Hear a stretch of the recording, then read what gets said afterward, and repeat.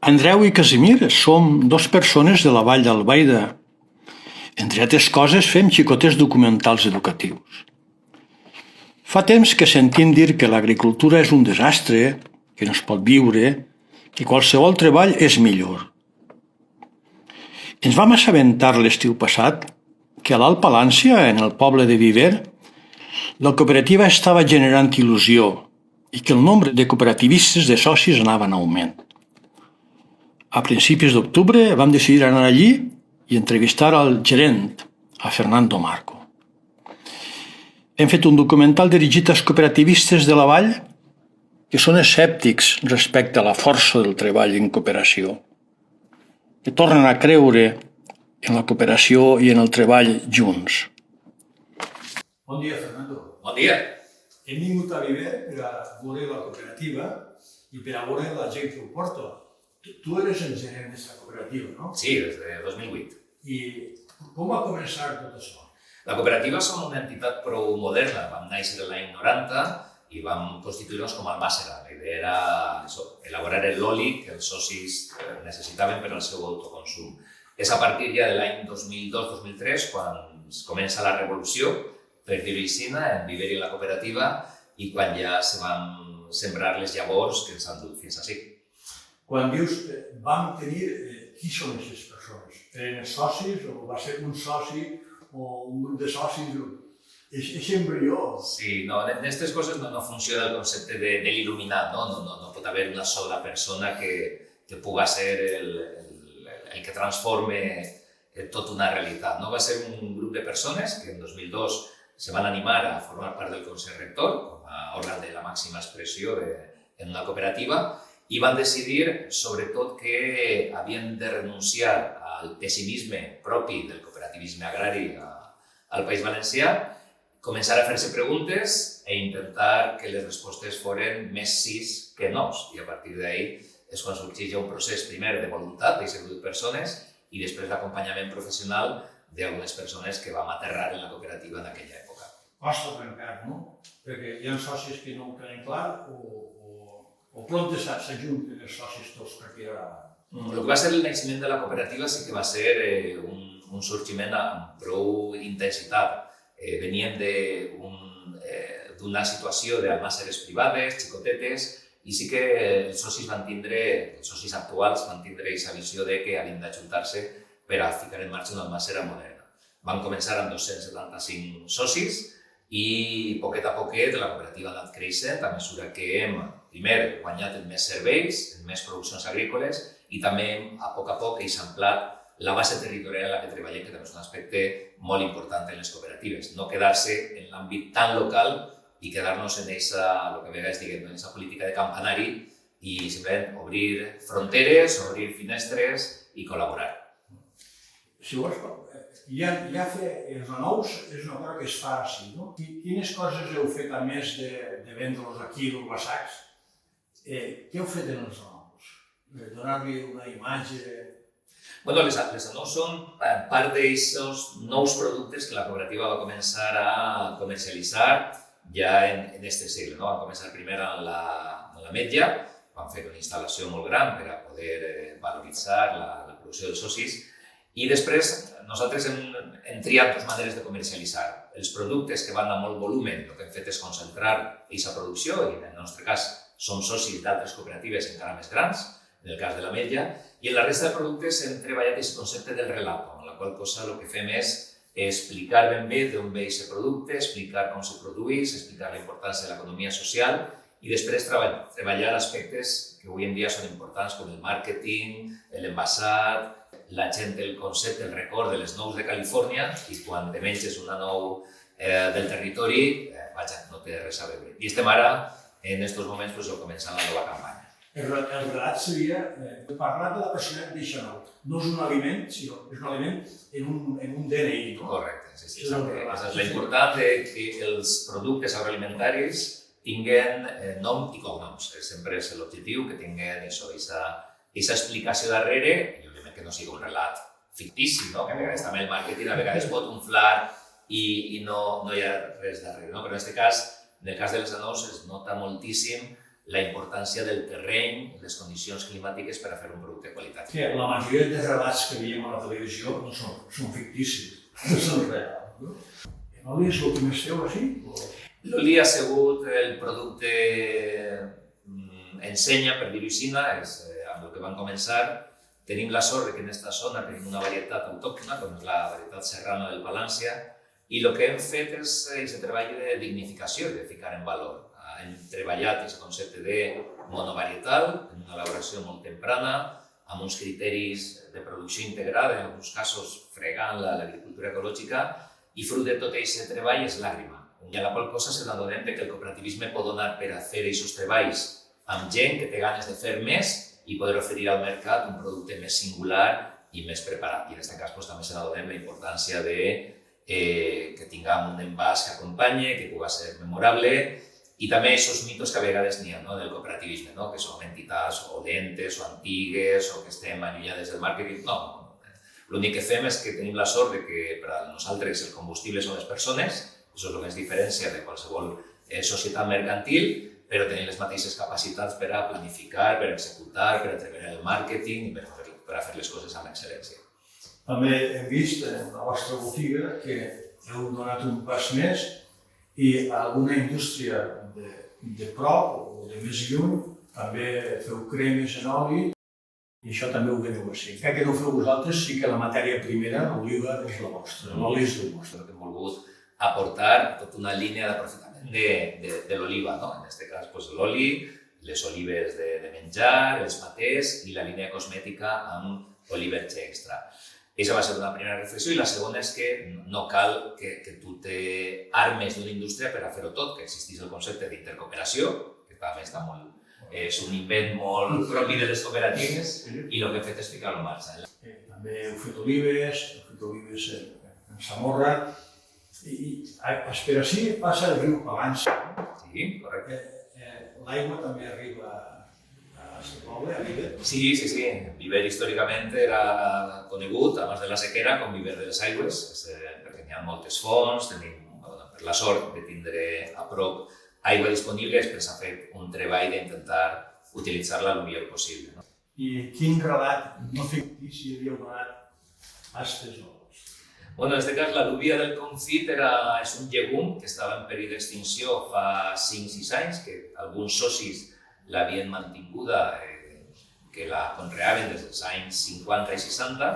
Era l'al·lúvia del poble. L'al·lúvia del poble, el concepte del confit és perquè recorda la peladilla i tenia molta comercialització en Catalunya en els anys 60 i 70.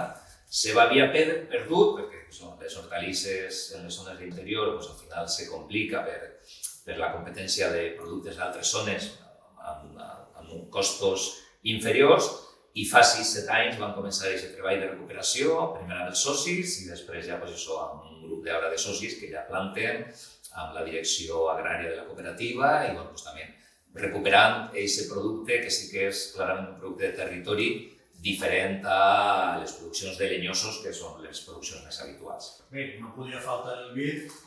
El vi he vist que teniu diverses marques i teniu diverses en blanc, negre. La cooperativa naix fent vi? No. Has dit no podia faltar. Podríem discutir-ho perquè és un invent recent. A nosaltres ens ha passat que històricament Viver ha sigut zona de vi. Cabanilles ho dia en el segle XVIII com a una zona, en proporció de les zones més importants del Reino de València d'aquella època, però tot i això la filoxera s'havia perdut absolutament. Viver va desaparèixer completament la vinya, més enllà de 3 bancalets per a casa. En els anys 90 alguns socis comencen a plantar per aquesta il·lusió de fer-se el seu projecte d'elaboració i ja farà 6 anys que al final tot això ho agrupem perquè també els socis s'adonaven que si anaven junts millor que anar per separat. Per això també de nou tornar a demostrar la importància del cooperativisme per a aconseguir reunir aquests projectes de territori. I elaboració de vi directament van començar ja en l'any 19, en l'any 20 van muntar la bodega en la mateixa cooperativa, que tenim així al costat d'on estem ara, i tota aquesta il·lusió primer de tancar el cercle de les produccions dels lenyosos, tot això que a vegades diguem, no? Els productes bíblics, no? L'oli, el vi, ens faltaria fer blat, no estem en zona exactament, però bueno, algun dia tancar aquest cercle. I en aquest cas, el segon objectiu és aquesta recuperació de nou de varietats autòctones. Fantàstic, no? L'aigua no se'ls deu, arriba a la filoxera, mata totes les vinyes de la Palància i ahí queden aquestes varietats. Esteu recuperant-les i en 5 anys heu aconseguit aquestes coses i encara, si uns anys tindreu ja raïm de les varietats que tu has comentat. És fantàstic. Bueno, al final fer cooperativisme és també hurgar en el temps, no? Nosaltres també tenim varietats de les nacionals i internacionals, Tempranillo, Syrah, les habituals, Garnatxa, però per nosaltres, si tenia sentit fer vi en Viver, era perquè podíem acompanyar d'aquesta recuperació i de fer aquest joc permanent entre mirar al passat per recuperar història, però fer-ho d'una manera moderna i amb innovació. Respecte a l'agroturisme, a això li hem donat també una reflexió perquè no només sigui a vindre, sinó també a gaudir, i per tant hem generat experiències turístiques de manera explícita que se poden vendre i se poden comercialitzar la mateixa experiència turística, en la qual cosa això generem riquesa, generem ocupació i després de la component de generació de territori. Al final, les persones que venen se queden a dinar, en alguns casos se poden quedar a dormir en la comarca. Fernando ens ha acompanyat a veure les instal·lacions. La verema ja s'ha acabat. El vi envelleix als tonells. Aviat començaran a embotellar. L'Almàssera està preparant-se per a la campanya que ja arriba.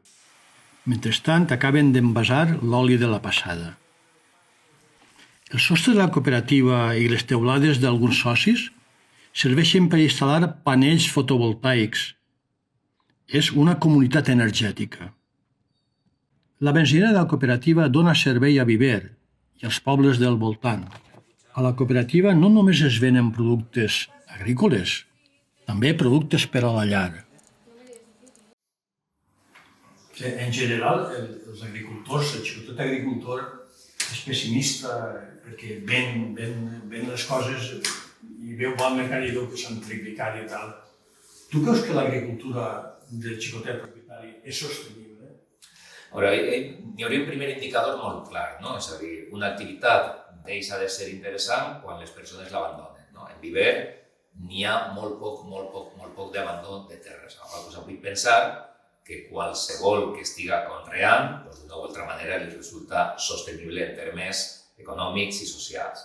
És de veres que la gent que produeix de manera un poquet més professional fa de l'agricultura el seu mitjà de vida i cada vegada s'ha incorporant un poquet més gent a aquesta activitat i és de veres, també hem de ser coneixedors i conscients de que l'agricultura és possiblement dels sectors econòmics que sempre té aquesta part més dèbil en la cadena de valor. És a dir, actualment sempre és algú el que decideix el preu i restant li arriba a l'agricultor. Per això diem al principi la importància de generar productes en els quals tu domines la comercialització. I si no tens productes singulars és molt difícil que domines. A la qual cosa l'única estratègia que queda és la concentració de la producció i no anar per lliure. Si nosaltres aconseguirem, en el cas de l'ametlla, que no n'hi haguera una cooperativa en Espanya que comercialitzarà, estic segur que tindrem millors preus. Aquest model és el que hem de replicar per als cítrics, per a la fruita d'os, per a qualsevol altre projecte. Entrem en aquest concepte de profecia que s'autocumple, no? Això està molt roïn.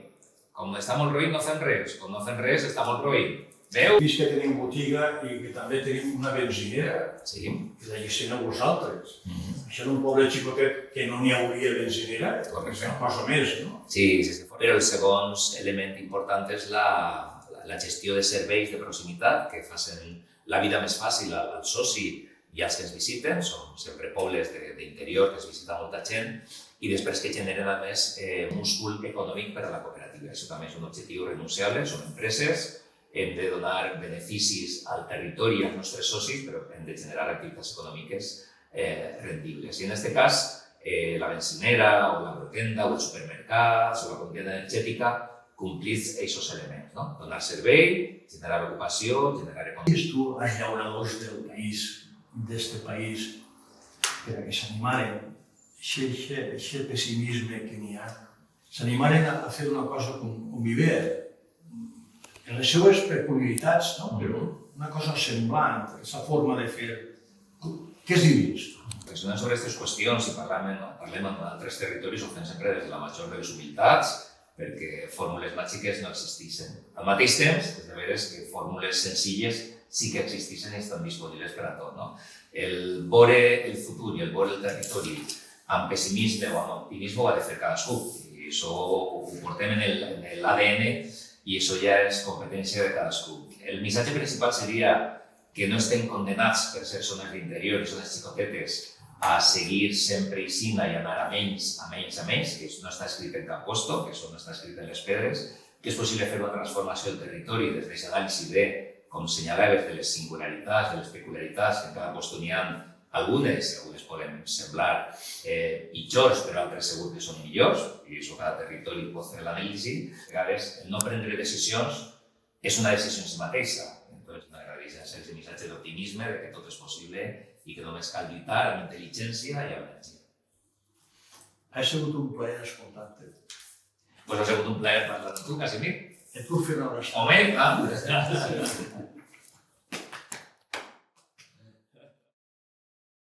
Les cooperatives van fer un paper molt important en el seu moment, però les coses han canviat. Si a Viver han sigut capaços de transformar una cooperativa tradicional en un model innovador i sostenible, nosaltres també podem trencar amb la inèrcia i el pessimisme. L'inèrcia i pessimisme que sovint envolta el món rural. I també podem recuperar l'esperit cooperatiu.